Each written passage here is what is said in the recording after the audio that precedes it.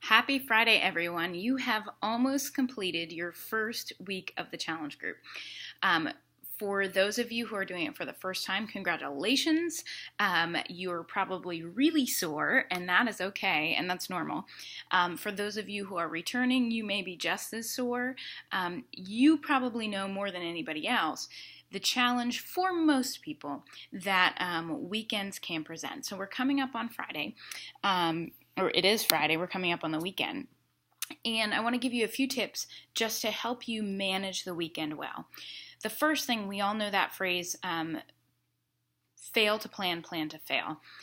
That can be so true on the weekend when we just kind of go into it thinking, oh, well, we'll see what happens, and we'll see when I'll probably eat this. Then we tend to make poor choices. When we don't have the food purchased, when I have food there that I know is going to go bad if I don't eat it because I plan for that day at the beginning of the week, that's huge. So when you're planning your meal plans, some of you just did 4 or 5 days to begin with, and that's okay. But I would encourage you to also plan your weekends. It doesn't mean it can't change, but you're more likely to make better choices if you purchased food to prepare for the weekend. Couple tips. Weekends are often the time when we have picnics or we have parties or we have baby showers or whatever. Time to hang out with friends. Couple things that you can do. The first thing is when you enter a situation like that, I want you to always think to yourself, or you're going out on a date, going out in a restaurant, whatever. How will I feel after I eat that? Will I be glad that I made that choice, or will I regret it? Will I want to share that choice when I do my weekend check-in? The important thing is that you continue to check in over the weekends. Oftentimes people kind of treat that as time off, and I know from personal experience, having done this myself, if I plan not to check in, I'm much more likely to eat something that would not be the best choice. So how will I feel after I eat this? And I will tell you that oftentimes when we make a better choice and in the moment it feels like a sacrifice, an hour or two later it's like, I'm so glad I ate that and not something else.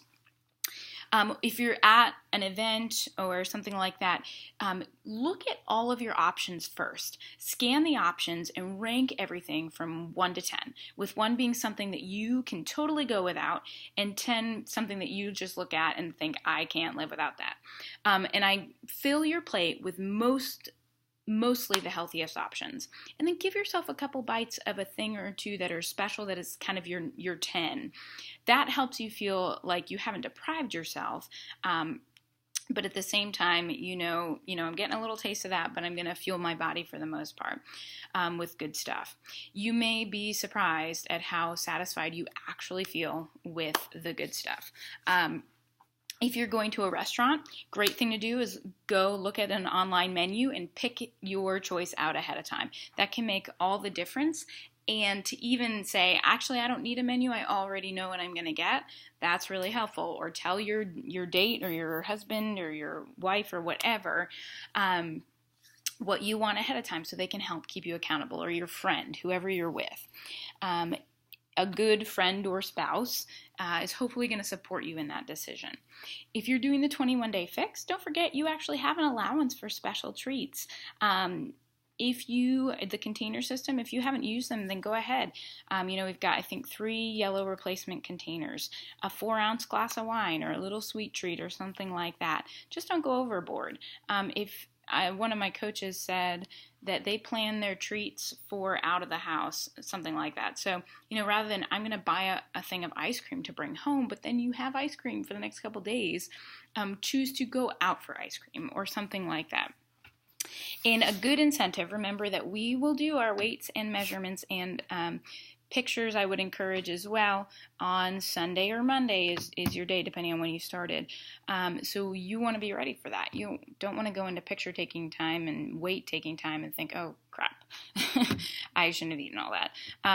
Most things that are purchased out and about have a lot of sodium, and they're going to make you retain water and just kind of feel kind of yucky.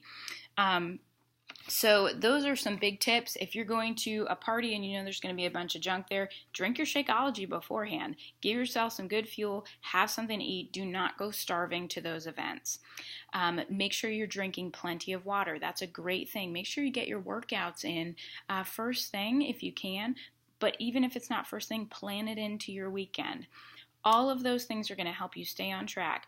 Don't look at a weekend as a time off, because in reality, if you do that every weekend, it's going to severely change the results, and that does not help you encourage a growth of healthy habits. It helps you encourage kind of the yo-yo dieting thing that we tend to, a lot of us have struggled with in the past. It's like, well, it's justification, and I don't need to do this now. This is a lifestyle change, and so within a lifestyle change, we keep those habits most of the time, and then we can sprinkle in the treats.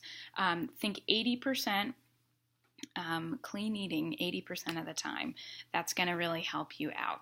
So have a great weekend. Rock it. If you're struggling, post in the group. Stay close. Don't forget you're doing your measurements, and your measurements need to go to your coach, because we need to be able to help you and hold you accountable. Those pictures too, some of you are going to choose not to do it, but I will tell you that we can better help you and help you see the truth of change, and even just say, you know what, that is okay.